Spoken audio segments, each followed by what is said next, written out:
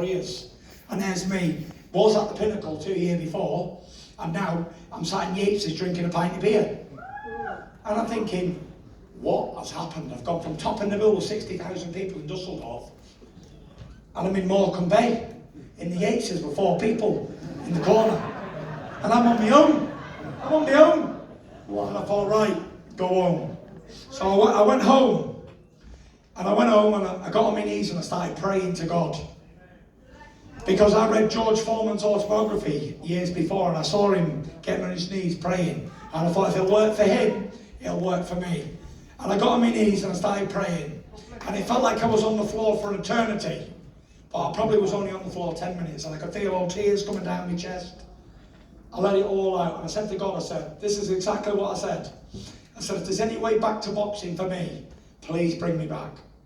Because I can't live, I've got too much to give. I've got to come back to boxing. Because I knew that while I was boxing, I was at my happiest. And while I wasn't boxing, I was at my saddest.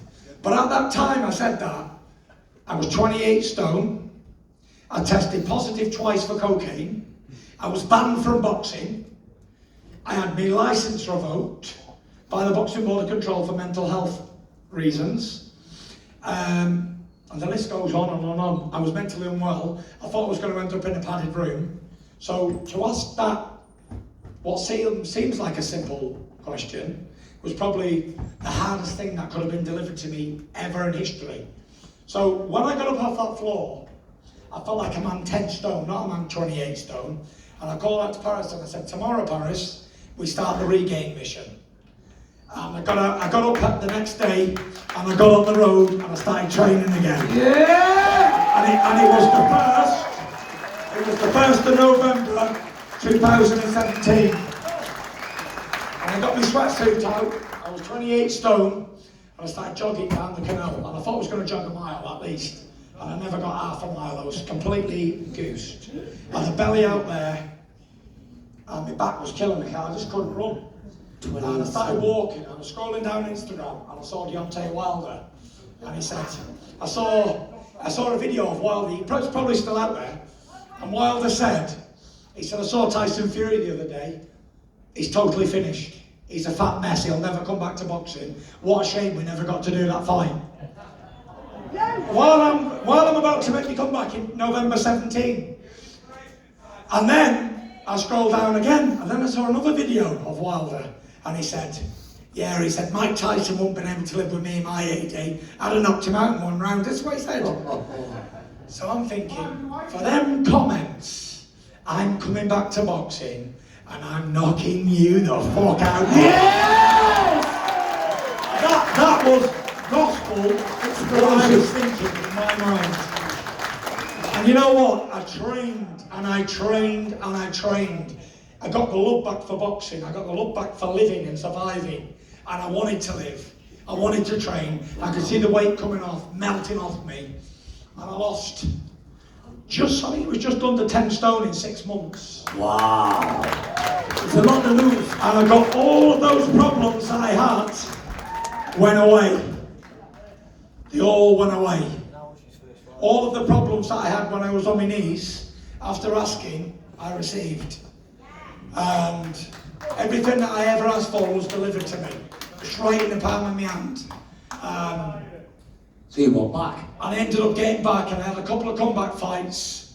And within 6 months of coming back, 5.5 months of back in the ring, I was in the ring with Deontay Wilder in Los Angeles. Wow, ladies and gentlemen. Heavyweight wow. championship of the world. So that year, I was 28 stone. 5.5 months after making me comeback, was back in ring with Wilder. It's ridiculous. I should have never ever been in that ring with Wilder. Never. But you know what? I said to Frank Warren, I said, get me to fight with Wilder. He said, no. And even my dad said to call me a liar. Yeah. My dad said, you won't only lose to Deontay Wilder, he'll knock you out and severely damage you. All my full family was very, very, very upset with me for taking the Wilder fight. But what they don't know is they gave me fuel. They took petrol on my fire. And Wilder earned himself a beating. Wilder did. All the stuff Wilder kept saying about me was fueling me even more. Not easy to get on with, wasn't it, the wild? Yeah, wildest people, by the way, and him, for the first fight, they were absolute gentlemen, and they delivered everything that they said they would. He's the only one and they couldn't have creaming been any fairer to me. And I was away in America, on away soil, and they gave me everything that I wanted, and they even asked me, do you need anything else? Can we give you any more things? So I got to say, big respect to him and his team. For the first fight, they were good people, very good people. Now We get in the ring.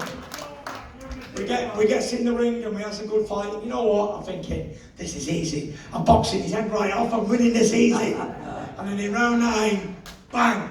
And I just didn't say anything. I just woke up on the floor. I thought, shit, get up. And I gets up.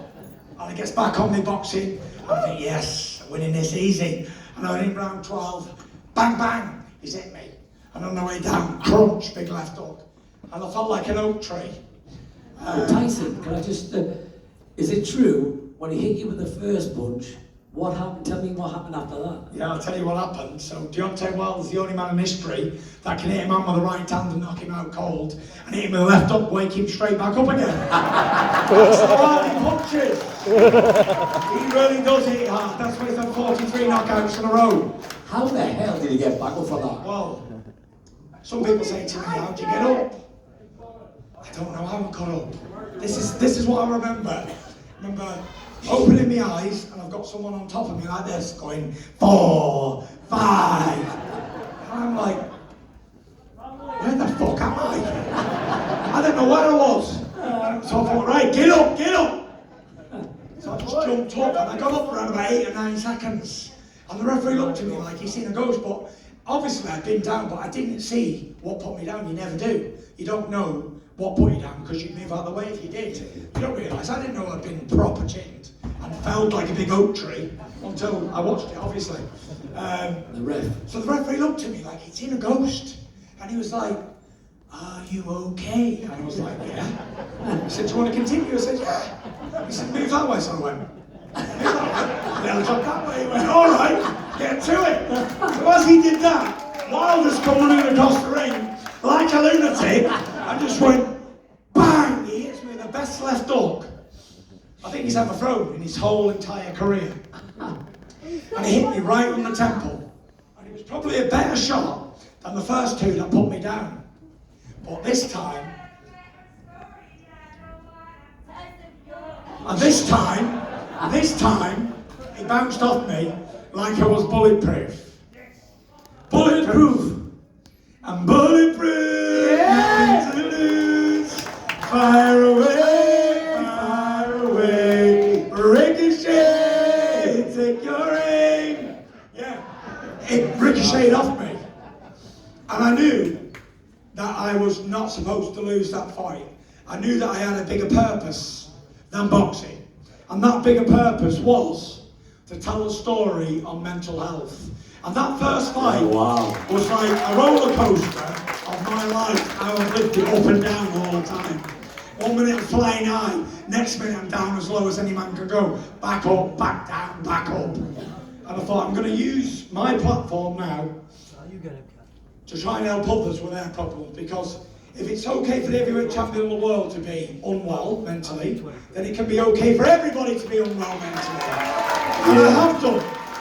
I've not shut up about it since it made me come back. So that was the first fight. And Tyson, we don't complain, we don't make excuses, we just get on with it. Yeah. No point trying to overspill milk. But ladies and gentlemen, we got a draw, whatever. You know there was no draw. Well, whatever. But on the way back to the changing room, I thought to myself, there's a very positive thing out of this. And everyone was like, what? You've just got a draw and you should have won the fight. Why are you so happy? I was like, we get to do it again. Double payday for the same fight. Yeah! So we arranged another fight. Yeah. I think it was about a year later. However, this time, he wasn't boxing a man who'd lost 10 stone. You learned a lot from the first fight. I'd been training, I was match fit. I was ready to rumble. We had a perfect training camp. We got the old team back together, Sugar Hill, Andy Lee. And everything went really well in training camp. Nothing could have went better, actually. And we went in there, the fight was on in Las Vegas, 2 undefeated champions, and we all know what happened.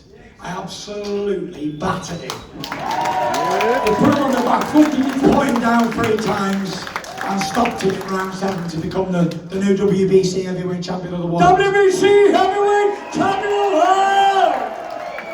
That was the belt that had avoided me my whole career. And every other belt there was, apart from the WBC. So that was the most crowning moment of my career, I think. Wow. Actually winning that WBC.